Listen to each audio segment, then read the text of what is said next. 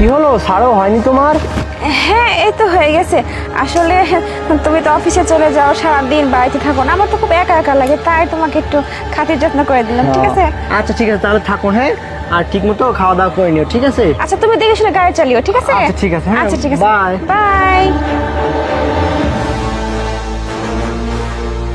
যাও যাও, তুমি অফিসে যাওয়ার নাম করে কোথায় যাও, কি করো, সেটা জানার ব্যবস্থা আমি করে দিলাম। আমার সন্দেহটা ঠিক না ভুল, সেটা আজকে প্রমাণ হয়ে যাবে।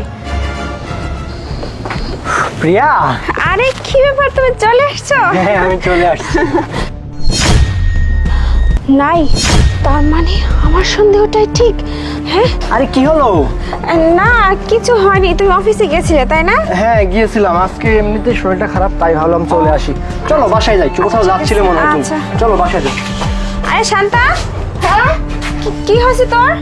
আরে আপু আর বলিস না, মার্কেটে গেছি না, আরে বাচ্চা করে একটা প্রবলেম আছে না, এই যে কি জানি খাইছে, জুস না কি খায় প্যাকেট ফালাই রাখছে, যেই দিছে পাড়া আর পড়ে গিয়ে রে বাবা। ব্যথা পাইছে মনে হয় না? আচ্ছা দেখি কি হয়েছে, দেখি। কি করতেছো তুমি? এখন দেখবা আমার রাস্তার সাইডে কেমন লোকজন, শুনলে সমস্যা না? তুই তুই যা ভিতরে যা। দাঁড়া দাঁড়া দাঁড়া, আমি দেখবো, দেখি। কি কি কি দেখবা তুমি? তুমি এখন কি এমন করতেছো? তুমি কিসের জন্য আটকাচ্ছ আমাকে দেখা থেকে? আরে আমি তো বলতেছি না, ও পিছনে ব্যথা পাইছে।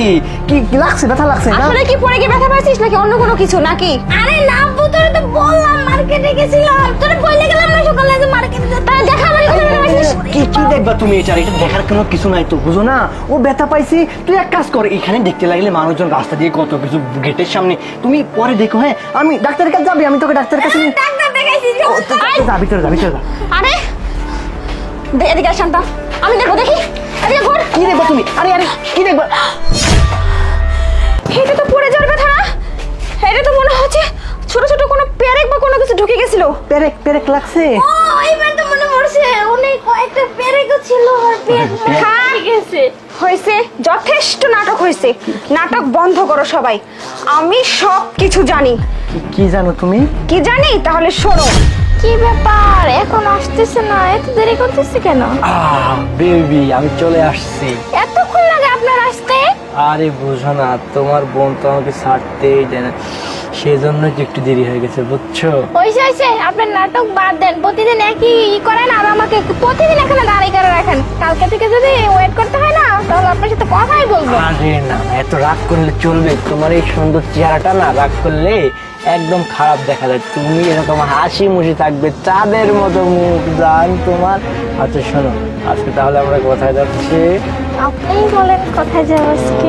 তাহলে চলো আগে আমরা আজকে হোটেলে যাই নাকি? আচ্ছা চলো। আচ্ছা ঠিক আছে, বসো।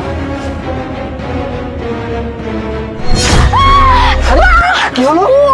কি হলো? বাপরে! কি করছো তুমি? আপনি পিছনে কি লাগিয়ে রাখছেন? কই, আমি তো কিছুই লাগিয়ে রাখিনি। কি হয়েছে? কই দেখি, কোথায় লাগছে তোমার? আপনি পিছনে কি রেখে রাখছেন? ওরে বাবা! আচ্ছা ঠিক আছে ঠিক আছে, দেখতেছি দেখতেছি, দেখি। এদিকে আসো, দেখি এদিকে আসো, কোথায় কি লাগিয়ে রাখছে দেখি তো আমি। ওরে কি! আরে এইটা এইটা এখানে কোত্থেকে আসলো?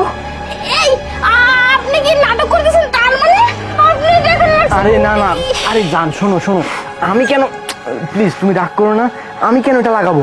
আমার মনে হয় কি জানো, এটা মনে হয় তোমার বোন লাগিয়ে রাখছে আমাকে হাতে নাতে ধরার জন্য, বুঝতে পারছো? শোনো, আজকে আর আমাদের ঘুরতে যেতে হবে না, চলো তোমাকে ডাক্তারের কাছে নিয়ে যাই।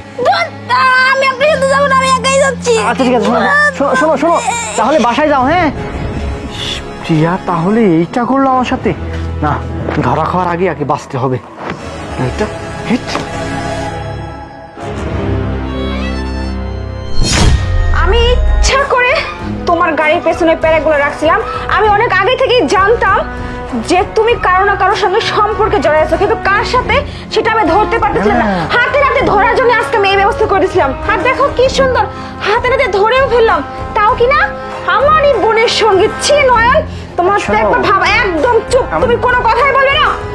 আমার আমার তো ভাবতে লজ্জা লাগতেছে যে তোমরা দুজন আমার, তুমি আমার স্বামী আর আমার বোন।